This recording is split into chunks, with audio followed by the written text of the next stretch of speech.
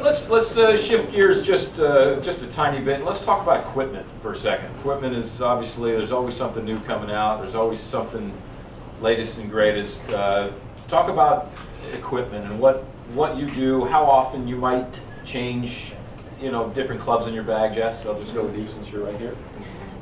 So play 100% Titleist. Obviously, as club pros, we have the luxury if we've signed a deal that when the club companies come out with new product, they're anxious to get it in our hands. What I've found for me is I'll make a change if the results are equally as good as what I was playing currently, or better. Otherwise, it's just too much of an adjustment period to get to it. But when the clubs come in, I'll check Lies Lofts that whatever I asked Jay for is actually what did come to me. Make any tweaks that are necessary, and then try to keep it as stable as possible. Sure. Yeah, go down the line. Titleist guy, same thing. Go out each year at Oceanside to get fit and make sure everything's good. I'll go through, probably 10 to 12 putters a year. I might switch putters in between rounds. I might be leading a tournament, honest to God, and go with a new putter in final round. So for me, it doesn't matter with putters, but like drivers and stuff, you laugh. It's so funny. Drivers, I was playing in the Baltusrol with a 913. Couldn't get the 915 to work. And then the 917 came out, and they gave it to me before Baltusrol, and it was terrible.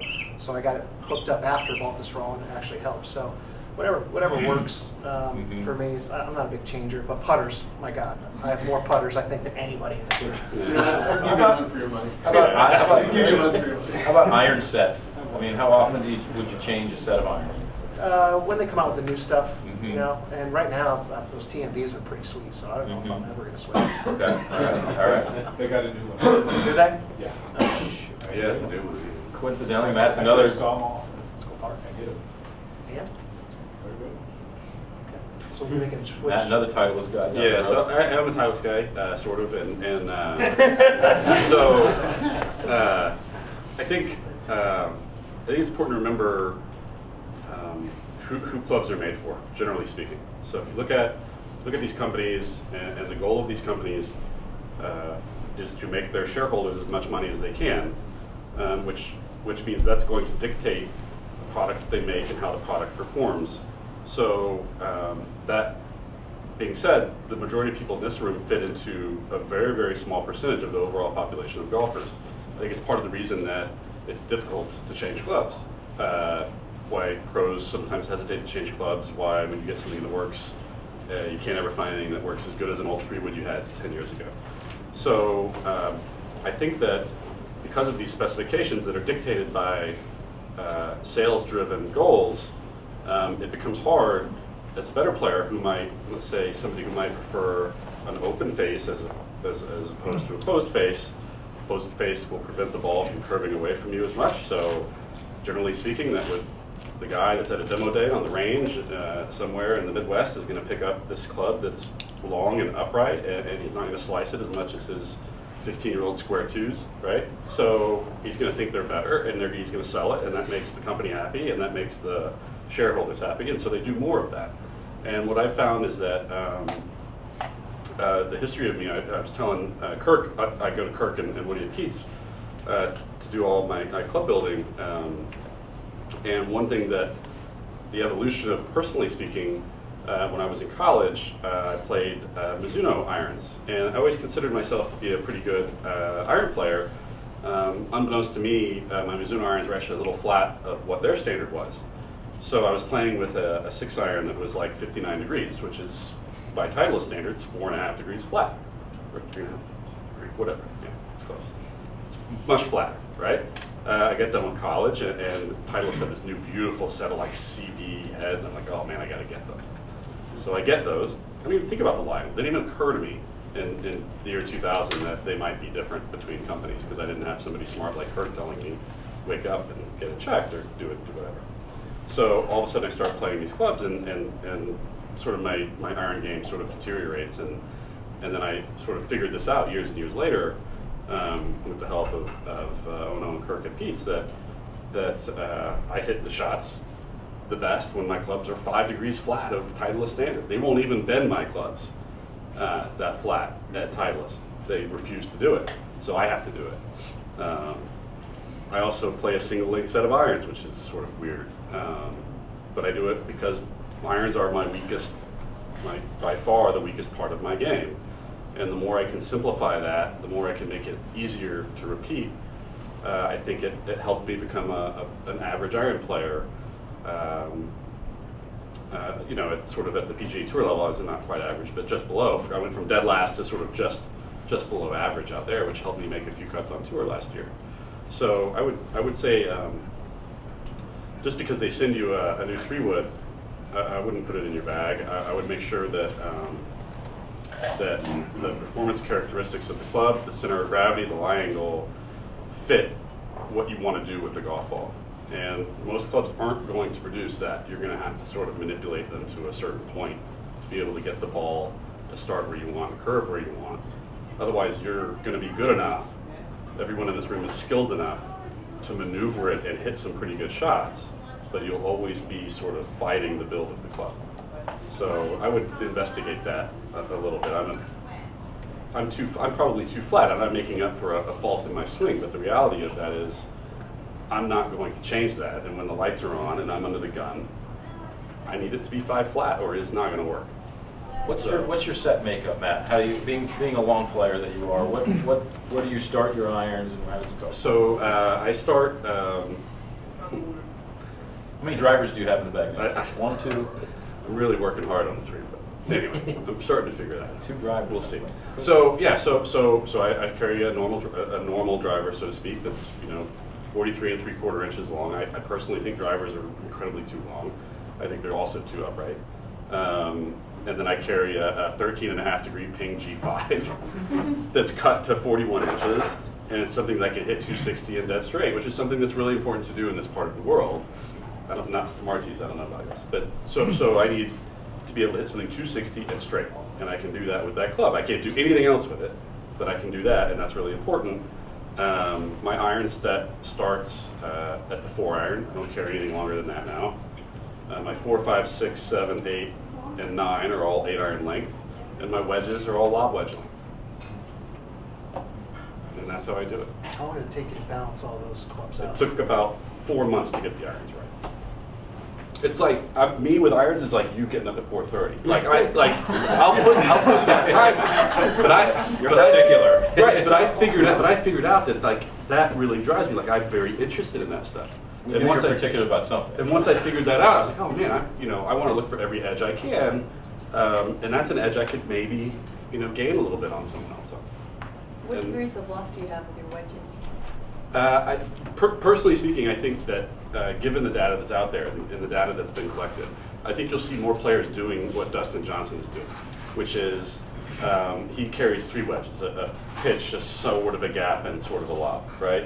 And the reason I think that you'll see more players start doing that is because when you look at the data that's out there, let's say at 110 yards, let's say the best player on the PGA Tour from 110 yards hits it to 12 feet on average. And let's say the absolute worst player on tour from 110 yards hits it to 16 feet on average. It's statistically almost meaningless, the difference between a good wedge player and an average wedge player on tour, because it's so tight. The real differentiating yardages start to happen once you get outside of 150. The guys who are really good from 175 might average 24 feet, and the guys who are really bad might average 37. And that's a really meaningful difference in terms of score, the ability to score. So you'll start to see, I think, especially the longer hitters, want to be able to take advantage of that length on the top end of the set, where sort of like conventional thinking, we think, well, he's going to have a bunch of wedges, he should have a bunch of wedges. But the reality of it is being a good wedge player, an average wedge player, really, it's not that big of a deal at that level. I mean, I think it's different sort of as you go through levels. It doesn't mean that you should be sculling shots over the green, but it means that maybe it's not as important as sort of we all thought it was. Now, Sarah, being a left-hander, talk about equipment and your availability to equipment. I'm sure there's a few lefties in here. Talk to us about that. So lefties were not as popular when it comes to the golf world, and I grew up without a lot of options, and that is changing, but there are still some things that I can't find. So like a 5 hybrid for me is very difficult to find. So it used to bother me, and it doesn't anymore. I just play whatever I can find. But I have learned over the years that lies and lofts are extremely important. And so we might put all this time into our game, and we assume that we have, our 8 iron is going to go X many more yards than our 9 iron. And those things change more than we think, the characteristics of our clubs, especially forged ones. So, as I mentioned, there's no range at Quaker, but we have a teaching studio. So in the heat of the summer, no one's using it. I'll go in there and we have trap in, and I'll hit 15, 20 shots with each club and write down the exact carry and roll out distance with each club. And like Matt, I'll monitor the curve that's happening. Like Matt, I have gotten my clubs flatter and flatter and flatter throughout the years. It's just more comfortable. But what I learned was there was one particular time when my 8 and 9 iron were literally doing the same thing. And that was very eye-opening because I had all these par 3s where I was hitting 8 iron. I was coming up short. I was like, what's up with this?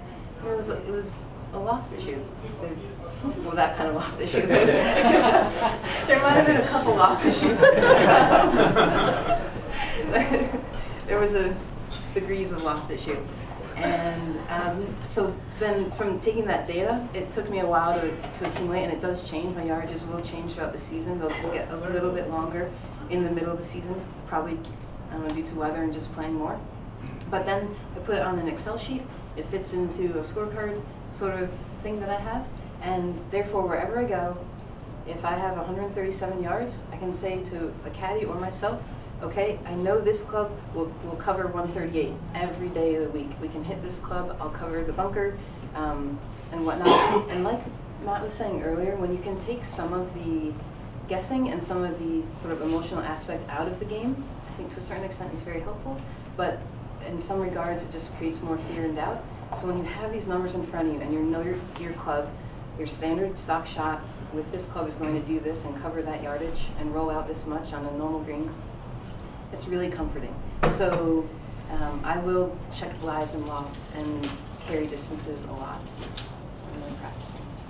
Pat, how do you tweak your equipment? What do you do? I'm also a Titleist guy. Anytime I get new stuff, I go to Kirk and we kind of play around with it. I'm not single length, but I have some steel shafted irons and some graphite shafted irons to try to get I found that my long irons started going very close together, so I've done everything I can.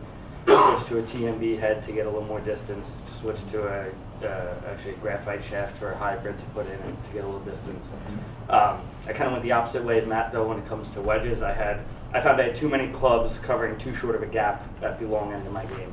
So one of the best moves I did probably for 4 years, I played without a 3-wood. I played with 2 hybrids because I didn't like my 3-wood, and I threw another wedge in there. I finally have a 3-wood I like and took out the hybrid and kept the extra wedge because I'm not terribly long, so I know I'm going to be laying up a lot more in par 5, so I'm going to do everything I can to get a number that I like.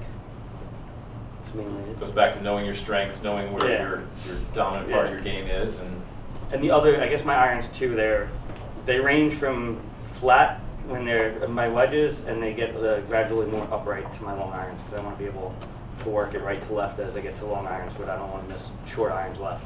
So. That's a perfect point about just understanding building your set. Just build your set around your strengths, really, and where you need to be better. I think one of the big things that everybody should do as they play, whether it's practice rounds or tournament rounds, as you look back, always grade yourself in all the areas of the game.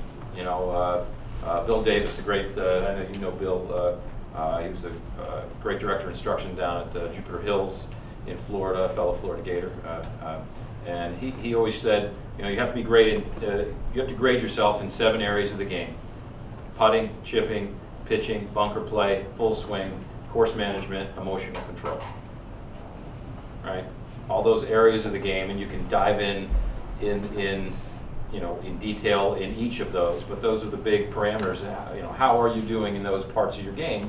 And then you can build your set of clubs around, where you feel like your strengths are. And I think that's a great lesson from the panel. So All right, let's talk a little bit. Let's go back to tournament play a little bit, and some of the things we might do during a round of golf. Now, when it's going south, right? If it's not going well, and you're pressing that panic button, you don't know where to go, you don't know how to get it back, or you're playing with members and you made the turn, and you just want to hit a good shot, and for anybody you're playing with. What sort of things should we do when we play a round of golf? I know, Rob, you've got a lot of insight on this, and how do you turn? I mean, your game doesn't go south too much, but when it does, how do you get out of it? If you're playing with members, alcohol usually works. When you're in tournaments, it's not as much. No, but Play with the right members. for me, it was, I was a guy, and this is just all personal. I was a guy who fought left. Okay, when I would go bad, I would fight left, and it got to the point where I would talk to my coach, Tom and Bill, and I'd say, listen, I fight left. So it took me about 10 years to understand how not to get the face closed, I guess. So for me, it was really just understanding where my club face was. And it's as simple as something technical, whereas my left hand, sometimes I get a little, grippy, which makes my face close. Get your grip strong and close Not the even face so a much little. strong, but just, maybe I would get a little strong, but I know this would go up, and I'd set up to it, and all of a sudden the club's going in and it's closing too much. So for me, over the last 15 years, was just kind of relax the left arm and feel like, okay, now I'm setting up to where it's not going to really go inside and flip over too much. But that's really helped me, because once I would go bad left, like everything would go bad. It was just like my pitching would go bad, my chipping would go bad, my bunker play was just terrible. And then, of course, you're standing over the putts and you have no confidence in the rest of your game. So you're like, well, wait a minute. But now knowing that it's just a club face issue, it's a lot easier to control. You worked on that for 15 years? Just about, to understand it. Right. So, I think it's very interesting, and I think I'll make a point as we go down the line. But Jess, what sort of things do you do to get yourself out of a funk? So I kind of got into a funk last year. By July, I was hitting the ball horrendously, like short right, and I missed my tour card going left, and I'm not going to hit another ball left. Rest assured, this ball's not going left. So everything was short right. So I went back kind of to the basics of what do I do best when I hit the ball most solidly. Superintendents love me because I will not take a divot. Apparently this ground does not exist. So so we went back to the basics, some things in setup, a little something with at the top of the swing. And I know I have a peppermint twist at the top of my swing, but you know what? It works for me.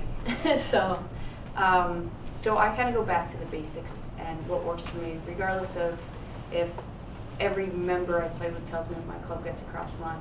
I know my ball goes to where I want to hit it. So I guess it's okay. It might not look the prettiest, but it works.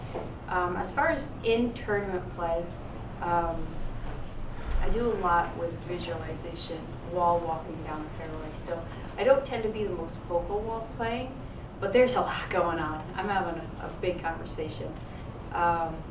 Most of it is in breathing. A lot of it is in positive self-talk. And I think a lot of people more or less freak out on the golf course or react or get irritated and frustrated because they feel like they're not prepared, or they feel like they miss a green on a par 4 or whatever. They miss a green and it's a shot that they think they should have, not that there's a should in golf, but a shot that they think, I'm sitting pretty in the middle of the fairway, I just missed a green, what a waste. Well, I think a lot of times that reaction stems from not believing that you have the skill set to be able to hit that shot close. I played with Heath Wasson in Mentor Monday a couple of years ago, and he made like 6 or 7 birdies.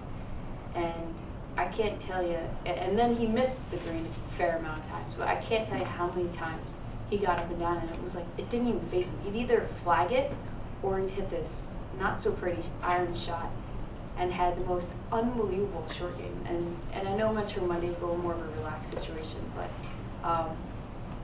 he didn't react to his bad shot because you could tell he had every shot in the bag, short game wise.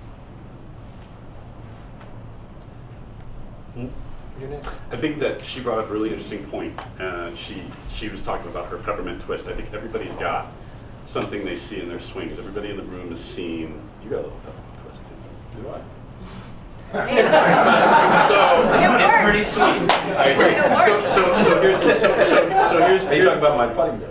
I love your putting left-handed, dude. So. There's nothing wrong with that. Oh yes.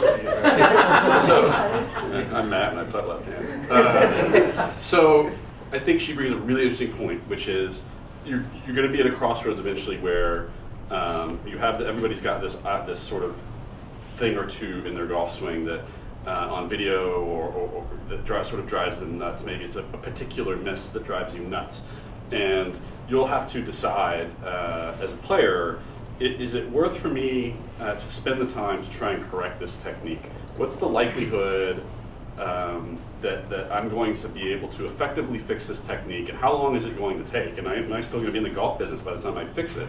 So, I mean, Rob turned out like one of the best players in the country. He spent 10 years wearing his club face. I mean, it takes a lot to play at a super high level. So we all have these little areas. So then you got to ask the question, what's the best route for me to actually get better? Is it to fix that thing that's driving me nuts when I see it in the picture? Or is it trying to build skill around the movement itself? So I can speak from personal experience that once technique gets to a certain level, unless there's something really crazy, there's a lot of different looks and moves and pictures and things you see amongst players who are very good, better than anyone in the room. So that begs the question, well, if they're able to do it, why am I not able to do it? And I think a lot of it has to do with this idea that we've associated technique with skill, and it's not such a direct correlation that we think it is. So let's say I took a TPI course years ago, and they really hammered this home, and I thought, well, you know what, this was when I was working at Deepdale at the time, and I had tons of free time here. And so I was like, you know, it was just the perfect scenario to just turn into a range rat ball beater was at Deepdale, right? Or at any slow club. And so I stopped doing that, and all I did was sort of this measured performance-based practice. And it's actually much harder than standing there and hitting balls. And what I sort of found out was first of all, it helped me get better. And second of all, it helped me find it wasn't as unpredictable as I thought. You know, I sort of was kind of hitting the same shots on the range. I just didn't notice, you know, because it wasn't in that setting, and I could just drag another ball and forget about it like that. I didn't have to go look for it in the woods or drop or, you know, go find another ball in my bag, whatever it was. So it became less apparent. So I think that everyone in the room is going to have to weigh, like do a cost-benefit analysis of their own swing and say, is changing my grip from a super strong grip, Caleb, to neutral grip, is the juice going to be worth the squeeze? And it's not always an easy question to answer, which is why you got to kind of ask somebody about that. But I would say that more often than not, if you have a player that's good enough to pass a PAT, generally speaking, their technique is good enough to build skill upon which you could play with any member and be impressive. And that's sort of, I think, something that gets overlooked in our business because we spend so much time fixing technique. And I do it too, but and there are bad techniques out there that need help. But I would assume that everyone in the room's technique is good enough to be good at golf. Pat, what kind of shot shape do you hit? It used to only be right to left. Yeah. But when it goes bad on the golf course, I tee it real low and hit this low bleeder left to right. Very right. It's my safety shot. Yeah. But so I can work it both ways. When I get in trouble now is when I start to really try to hit a draw. It's kind of left me it's not easy anymore. So I try to just play a little bleeder fade and play that. That's the one you go to. Now, do you do any work on launch monitors or anything looking at your numbers, or how much do you base off that? Not so much numbers. I mean, I'm lucky I don't have to worry too much about driver spin rates and stuff. I'm in a very good range. If I could swing harder, it'd be better. I'll work on them just for carry distances. Kind of like Sara was saying, I want to know that whatever shot I'm going to hit is going to carry that number I needed to hit. And I don't care what club it's going to take. If it's more clubs than Matt's going to hit, as long as it carries, the golf ball doesn't matter. I mean, does anybody on the panel here, do you use the launch monitors a lot, a little? What percentage? Let's just real quick go down the line. What percentage in your practice, do you use a launch monitor to look at your data? More as checkup. Not very often. Most of my practice is done on the golf course. I tend to look more big picture. I use it mainly for gapping my clubs, whether things have to be tweaked a little bit, because that tends to fluctuate. I kind of jump in between 4-iron and a hybrid.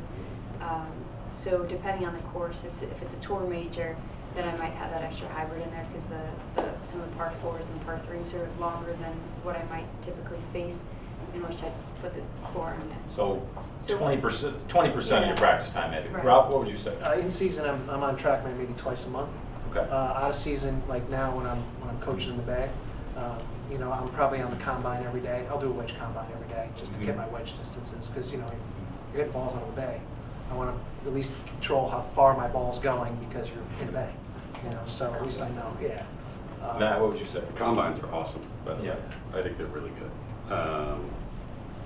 Because you get the benefit of all the analysis, but you're still playing for something specific and performance based.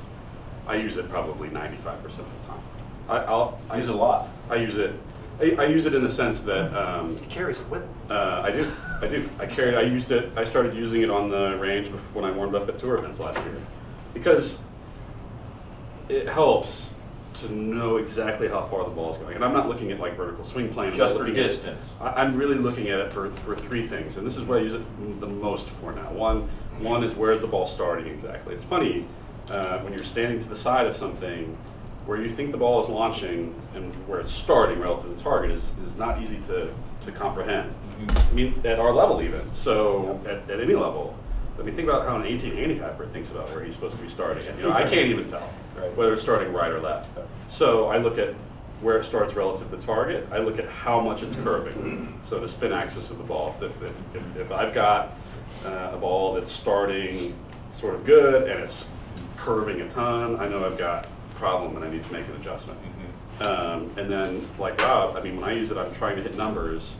I'm trying to hit a specific number, and it sort of gets me in that mindset of trying to do something specific with hitting balls a certain distance with a club, rather than, there's obviously benefit to being loose and not paying attention to those things. Right. But at the end of the day, you have to do those things. If you don't do them, you won't be good at golf. So I sort of do it as much as I can. So you need a real caddy and a TrackMan caddy, right? You need both two people.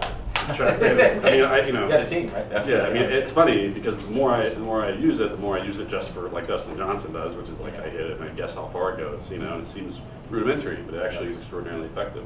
And then the measurable tools of it in terms of tracking how good you are at something like wedge play, which Rob is a great, awesome wedge player, great iron player.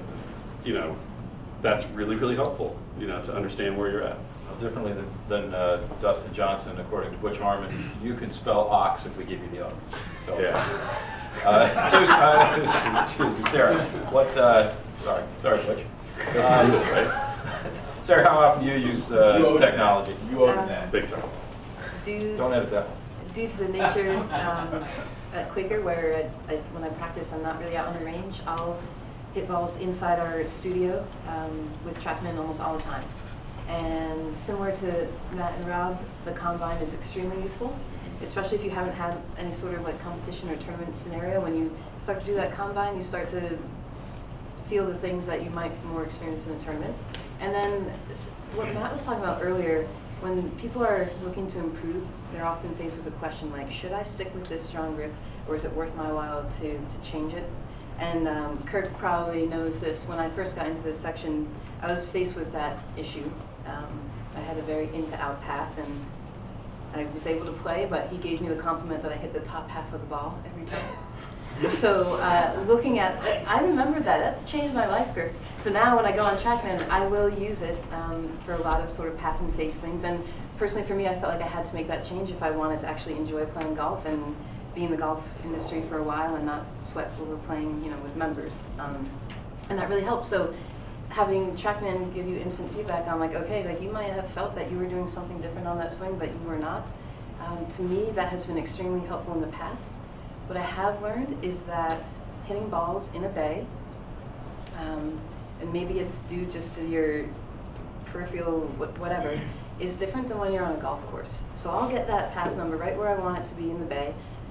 Nothing will be hooking. I'll go on the course and the first driver hooks. And I'm like, you gotta be kidding me. So this year I've made it a goal that I'd like to take the TrackMan onto the course a lot more. And put myself in more of a tournament situation, and see what those numbers are really like when I'm trying to really make the ball go into a certain fairway or spot. But I like TrackMan. I think it's great. We have Flight Scope. I use it more in the beginning of the season, really just to kind of, I'm not playing all winter. I don't have a bay to hit balls in, so I kind of take a good break that I enjoy away from the game. Which is also good. Yeah. So I'll just kind of get in just to make sure that I'm hitting the ball as far as I think I am, and make sure when I go out to play I know all my gaps are where they should be. And if not, I get to go see Kirk and figure out how to change them to make them a little better. I think one of the simplest things, and for me, when I was just a novice looking at all the numbers, how many people have done that combine on Flight Scope or TrackMan or right? It should. It's fun. It's easy. It's a game. You know, we want to keep it competitive, and you can keep it competitive within yourself. I think it's a great way to do it. One of the things for me personally that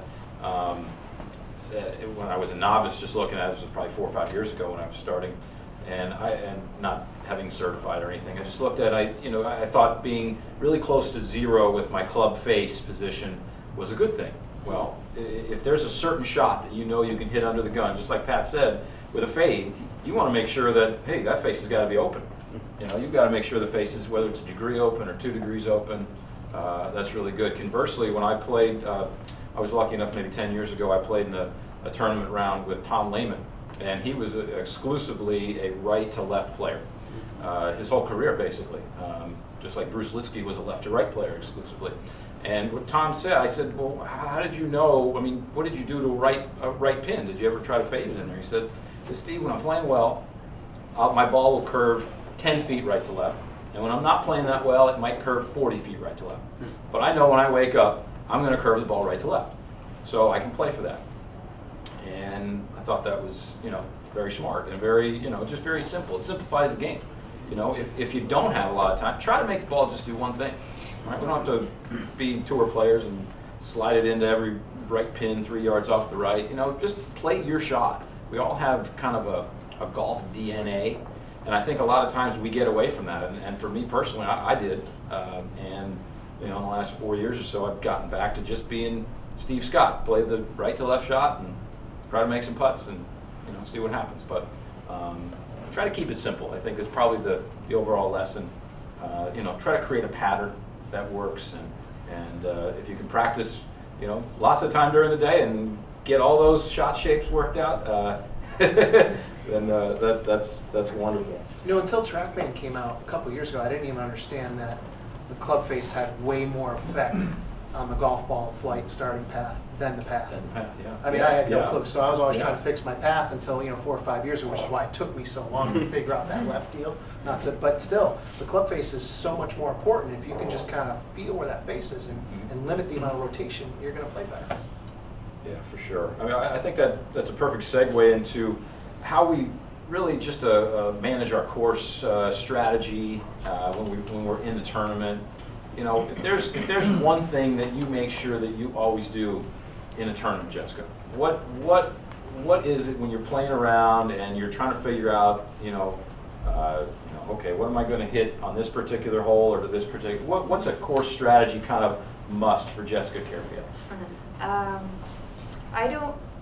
I tend not to look too far in advance because you don't know what shot. Things happen that you didn't see happening. But things I do tend to 100% of the time, or at least I like to think so, is stay very steady emotionally. So you make a birdie, right? Here's my best playing state. I make a birdie and I get really excited. And now I'm not in my best playing state. Opposite of that, I hit a bad shot or make a bogey or bad bounce or something happens that I didn't expect, right? Cost me a shot or two, and now I'm in this state. and now I'm not in my key playing state. So I try to stay in my neutral, most optimal playing state at all times. Yeah, I mean, ditto. You know, playing in the majors and seeing the guys who are on tour, you know, hit shots. I mean, you relate to all the tour. I mean, Matt's played in a lot more tournaments than I have, but you know, the guys when they're playing good, they're taking dead in. They're going at the flag all the time. And if they hit it a bunker, you know what? They don't care. If they miss a green, they don't care. It's just another shot. And then they get up to their shot, they try to do the best shot they can. They hit it to 4 feet. They'll make the putt. Hit it 6 feet, make the putt. So they're never stressing out over any shot they hit, which, you know, again, has helped me over the past 5 or 6 years. I just don't stress over any shot. You hit it, you go find it again, and you hit it again. And that's all you do. Last week. Any tour pro that really impressed you that you saw? Probably 2010 with Anthony Kim. Anthony Kim. Really impressed me. I mean, he was so good. Man, I wish he wasn't playing God, still, so right? good. He's so good. You know, DJ hits it long. He's still playing cash games in Texas. Well, we'd like to, somebody that we can watch.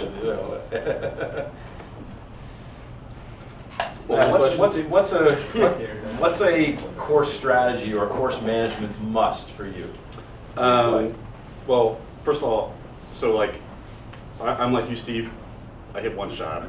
If I see a pin on the right, I don't try and shift it. If I hit a shot left or right, it's an accident, or it was a heel hit or something like that. Frankly, I don't think we have enough time if we're doing our jobs to be able to start shifting the ball all over the place. And to be honest, I don't see guys doing that out there anyway. They keep it simple. Terrell Hatton hits a cut every time he hits it.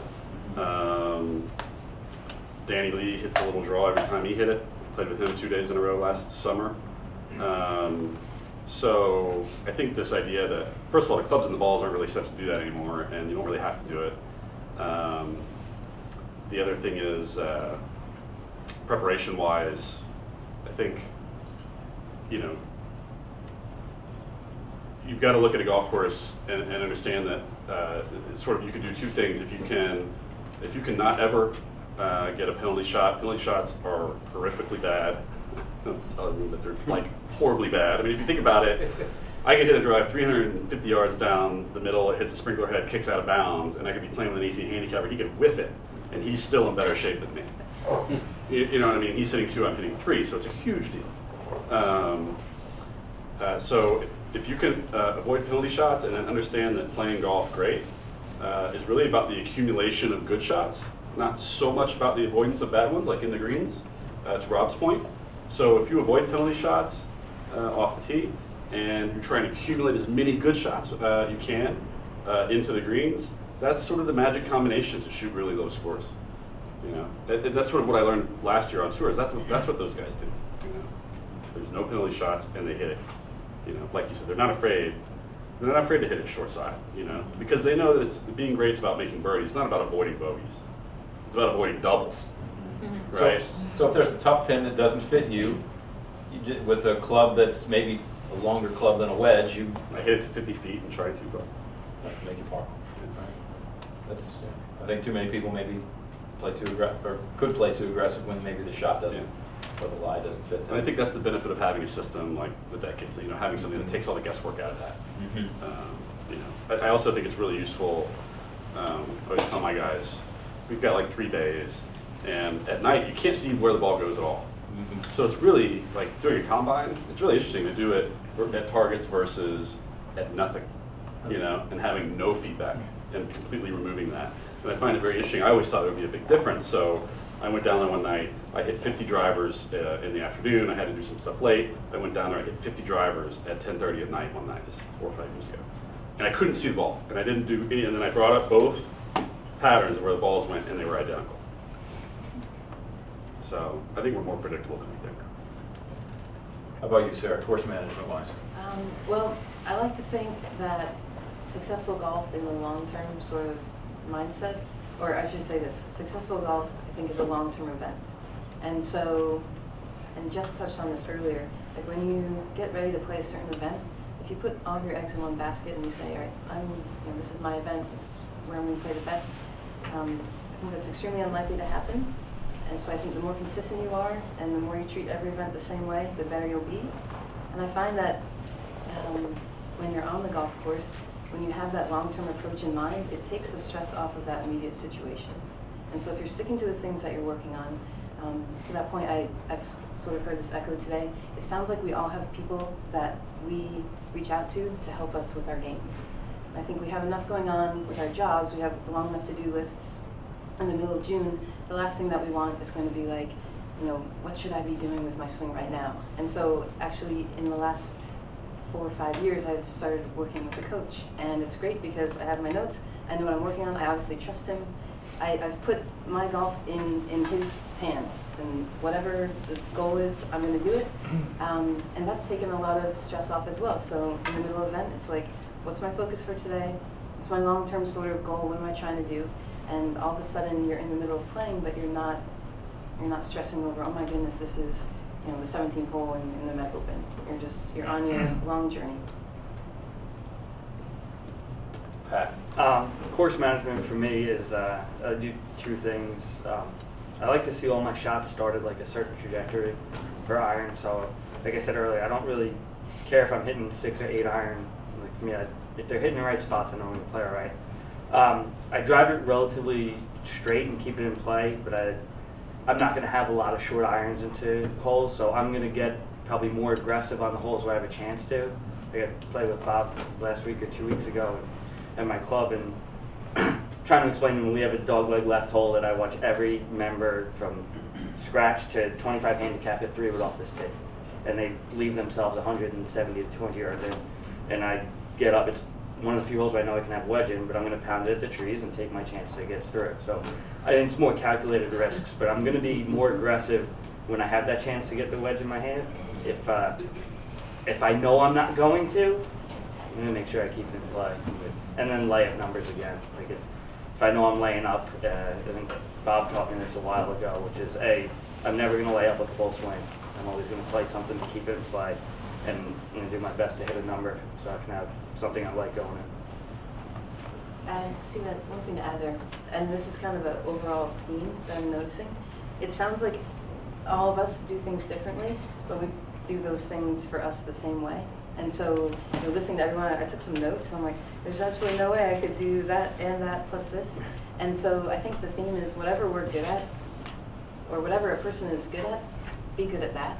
I remember Jess and I played a practice round at our LPGA championship down in Orlando last year. So we're driving along, and she's like, all right, I'm gonna hit whatever, like driver here, and I'm looking at the hole, and I'm thinking, there's no way I'm gonna hit driver here. But I'm like, well, Jess is a really good player. Okay, I'll hit driver here. And there was this moment when I think I looked at you and was like, are you seriously hitting driver here? And in that moment, I was like, you know what?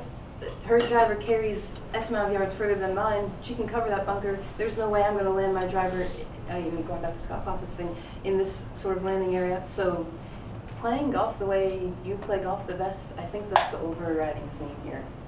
Not to say that any one of us does it the way that you should. Just figure out what you do. Yeah, I was watching Roy McIlroy last week in the Mexico tournament, and the guys were almost driving a lot of the par 4s, and he was on one of the holes and took his driver out, and the commentators questioned him a little bit, but one of the guys also chimed in and said, hey, he hits this driver great, and he hit it like 20 yards in front of the green on a 400-yard hole, because they were hitting forever. And but yeah, it goes back to the saying, I think, know what you can do, know what you can't do, and don't try to do what you can't do. Exactly. Right? I mean, I think Especially under pressure. Especially under pressure. Especially under pressure. Especially. So I think that's perfect. I mean, we could talk all day about everything, but let's just kind of let's get to the final topic, really, which is post tournament, or get into some of this data collection a little bit, and how do we figure out how do we find out what our patterns are, whether it's something simple as when I miss 7 fairways, I miss 5 to the right and only 2 to the left, sort of thing.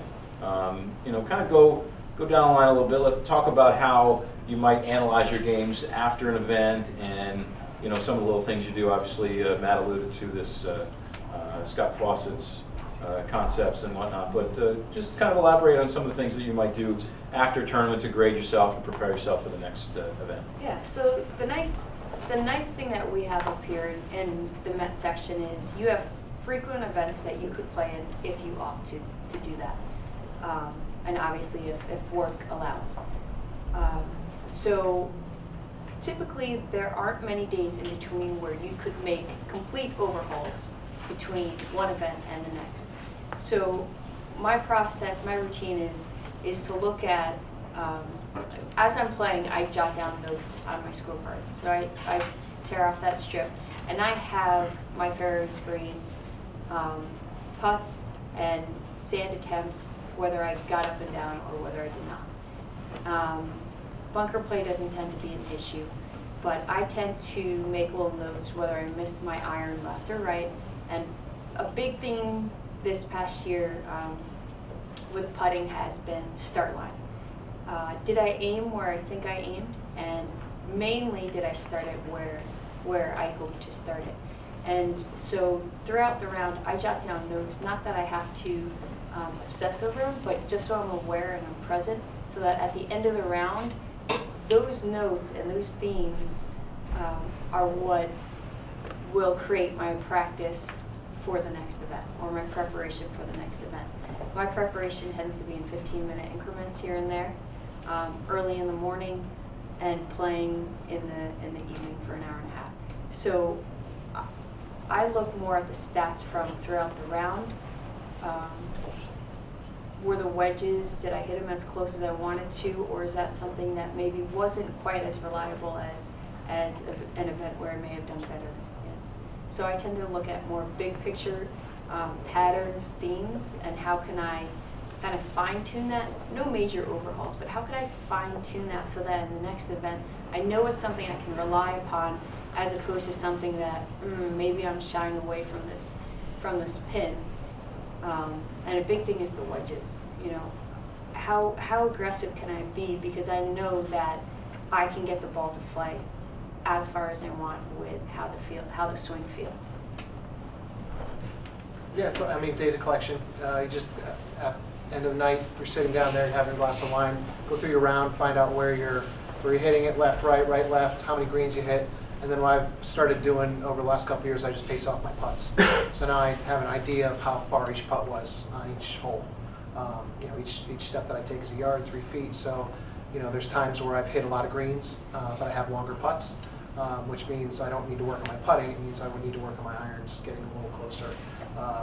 You know, I see too many students say, okay, well, I hit 16 greens today and I shot 73. Well, you shot 73 because you hit everything 90 feet.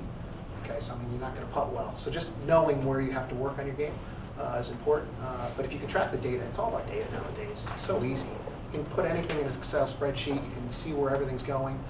If you find out where your misses are, and you find out how far you have for putts and chips, and how many greens you hit, and you know how many penalty shots hopefully you're not having, then you're going to become a better player. Period. Is there a computer program or anything, or an app or anything that you use, or just old-fashioned? Old-fashioned, write it down. I've found that when I take notes, I can remember things, you know, as opposed to just, you know, I'm a hunt pecker on a computer, so. Sure. Write it down. When I finish playing a tournament round, I just run over to the range. I run through the entire round. Any shot that was outside of basically a standard deviation, which is really, in my mind now, I've got to sort of know it so much now that any shot that sort of irritates me, I'll just execute it on the range 2 or 3 times and convince myself that it was sort of just that one fluke that happens. And then, so I'll run through the round. I'll do the same thing with putts. And a short story I think is sort of interesting, in 2000, whenever the PGA was at Whistling Straits, I missed a cut there by 3 shots, and I walked away from it feeling like I played pretty good. And so I look at my stats, and I'm like, I led the field in driving distance at the PGA in 2 rounds.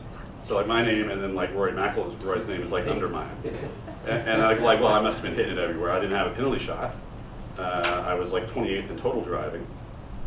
I was like 35th in putting. I'm like, how the hell did I miss a cut by 3 shots? You know? Well, as it turns out, like I was dead last, like by a mile from like 150 to 200 yards. And that's, at the tour level is where they make their living, not necessarily at our level. So, like knowing that enabled me to structure the short time I did have to practice to try and figure out ways to help that. It's not always easy to figure out where your weaknesses are. It seems obvious, but it's not always obvious. So maybe a little bit different from everyone else here, but if you asked me to keep stats and then, or recall them after a round, I would be totally lost, especially when playing well. So my coach and I have realized that I actually play the best when I literally have no clue what's going on. I don't know what hole I'm on. I don't know what I'm shooting. I play the best when I get to a ball, I know the yardage, I make someone or myself will make the decision like I'm going to hit it there, I hit it there. This might be something I change going forward, so I know how to practice better, but for me personally, if you asked me to do that during a round, I would be a mess. I had to do it in college actually, and like I got in, I was like, Coach, I know I miss every fairway to the right. Like, why I don't want to see this as I go along? Like, are you kidding me? Like, enough. And she's like, why didn't you finish it? Because I don't want to see 7 more X's on missing it to the right. Like, anyway, so I don't keep stats. I don't go through them. I have a general feeling and consensus as to how I did. And for me, I'd rather be ignorant and positive about an upcoming shot or tournament rather than saying, well, last week I made 6% of these. You know, like, that's not going to help me personally. So, no, that's my take on it. Funny story about that. So, last month I went to Australia to play in the Victorian Open, and the Ladies European Tour ran the event. And so there are a number of girls who play regularly on the European Tour that are in this event. One of the girls in particular that I played with. And at the tee you get like, I mean, an armful of paperwork. And one of the things they gave us was this spreadsheet that they wanted to fill out. It was ridiculous. It was, did you hit the fairway? Left, right, or center? Did you hit the green? Proximity from the pin. It was literally on every hole. The tour was it? It was unreal. I looked at the girl after 3 holes, I'm like, and at this point, I'm not ready to hit a single shot. I'm 3 over, I haven't hit a bad shot through 2 holes. And I look at the girl, I'm like, are you filling this out? She's like, oh yeah, fill it out later. I'm like, oh good, scrumple it out, throw it in the garbage. I'm like, forget it. They don't care about my driving distance. They want to know your driving distance. So it was unreal. I said, you know what, this is not my routine, forget this. Maybe they gave you so much paperwork because they said they knew there wasn't a lot of bathrooms out there. So. There are no bathrooms actually at that course. It was Pat, what's your idea? I used to be very stats oriented, Yeah. very computer oriented, so I actually created a whole spreadsheet in Excel, and I found that I was playing golf to play to my stats. If I felt like I wasn't hitting enough fairways, I'd start hitting shots to make sure I hit fairways to bump that number up, so I kind of threw it away. Actually, when you emailed us about this, I kind of started looking back through past years, and I'm not worried. I mean, I'm trying to play as best I can, and I think being more of a not being Matt or Rob or Jess, I'm just trying to get a little more competitive, get out there, make more cuts, occasionally get in contention. And one of the things I noticed looking back was that there's certain years that I struggled, and all those years coincided with some kind of life event. Either I got married and finished PGA, finished my bookwork. I had a kid, and the following year my game went to crap, and I had another kid, or I switched jobs. So I think for me and for a lot of people out here, if we manage our expectations and don't kind of worry so much about always playing well and give ourselves a little break so we can figure out how to manage our time better when we're going through all these changes. Like, I'm very in awe of Matt because we have kids that are the same ages, and to know how he gets through everything and can manage his time, like, that's what I'm trying to take away from today. But I think if we can all manage our life with our golf and do as best as we can while we're playing and just try to improve from year to year, that's the stats I'm looking at. For sure. Let me open it up to some questions. I'm sure as we talk today, you've had a few other ideas pop in your mind. Any questions out there? Come on, Kirk, don't let us down.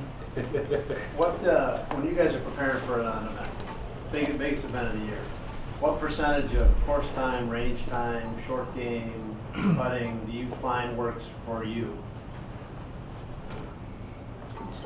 Well, I made that mistake last year. So last year I made the mistake of putting the KPMG, which my game is the best it's been ever.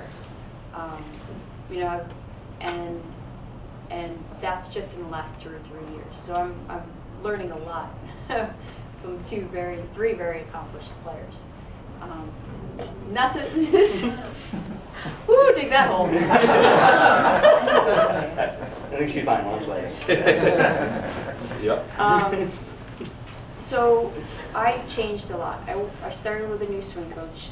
I started on new fitness. That was beneficial, but I started doing all these different things that were not me. So when I got to the event, it was a huge mistake. So this schedule, so I started a lot earlier this year, as far as making any tweaks in the swing, which essentially was throwing out last year's swing thoughts and going back to me and just making that better. I think the best, as far as having events that some would classify as bigger, like a PGA or LPGA event, those are things where you obviously want to peak at the right time. So starting early, doing any kind of technical or changes, if you will, earlier so that you can own it, which to me means playing a lot of tournaments with those newer swing thoughts or newer processes, a lot with the members, and then kind of tapering off at the end leading up to the event, because come game time, if you're not fresh, forget about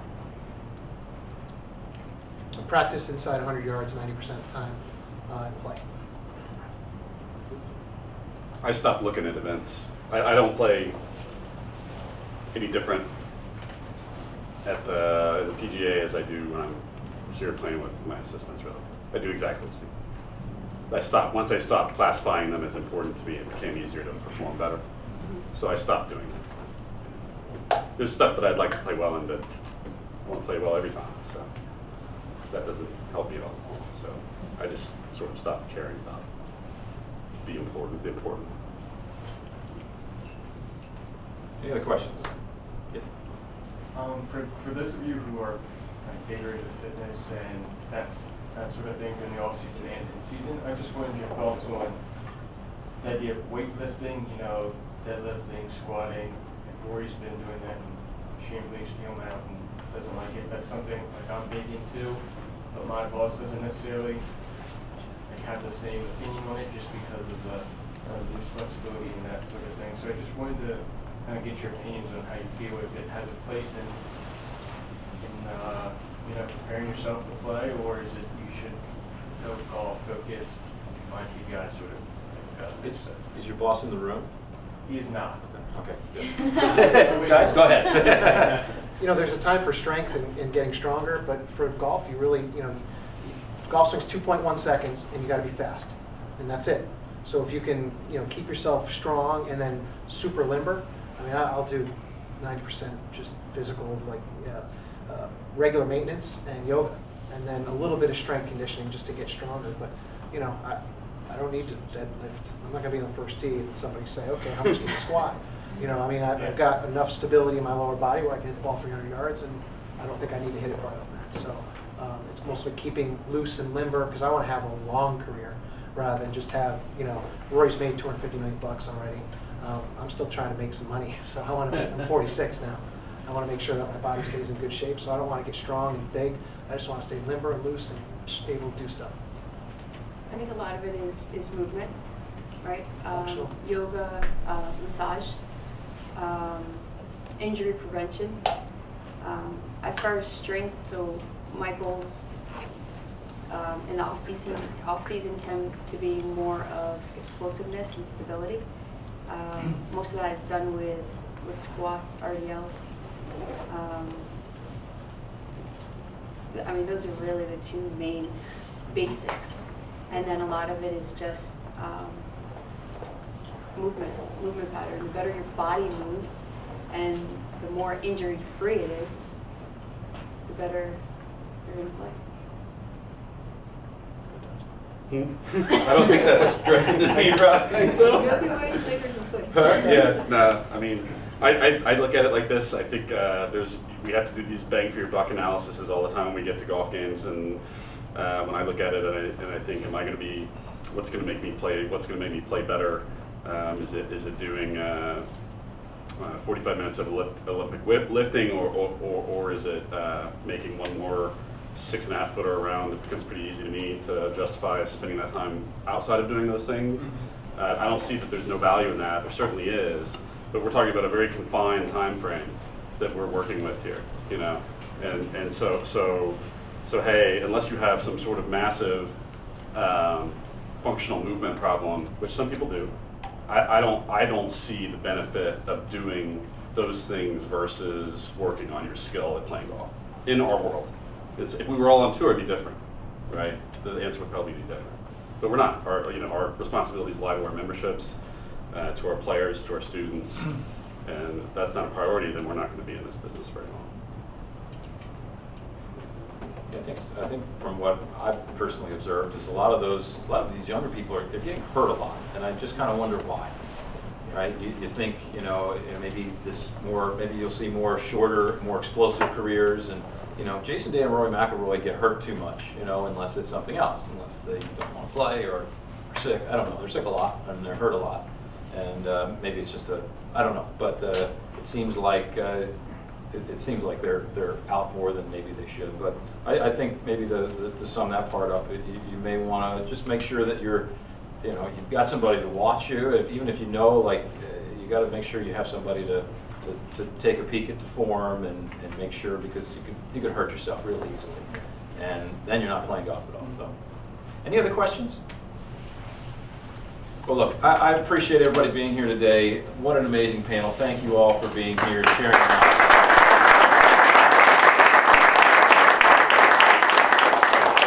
We've got one final Winter Education Series event next week at Purchase, which kind of spilled over from February when we had a snowstorm. We're going to be talking about a lot of our after the PGA show topics, and we'll discuss some of the latest going-ons in golf as well. Probably bring up the new rules topics that have been thrust upon us this last week. So we'll talk about that, and also mark your calendars. April 25th. We're creating within District 2, which is the Metropolitan, the New Jersey, and the Philadelphia sections. We're creating District 2 Teaching and Coaching Summit, where all of us are going to get together at one location at Fiddler's Elbow in New Jersey. It's a great centralized location. The registration is up already on the Met PGA website. We have three presenters from each section presenting this year. We've got Daryl Kestner, John Hobbins, and Wendy Modick are going to be presenting. Their topic is going to be putting, and it's going to be an all-day affair. And the other sections will have people like John Bierkin, who's a great professional from Aronham Inc. He represents Philly, and New Jersey's going to have Joe Compitello is one of the instructors there. He's a great instructor, I believe, from Jim McClain Academy. So anyway, mark April 25th in your calendars, please. And I don't know, we'll get this golf season started real soon. Thanks. Thank you.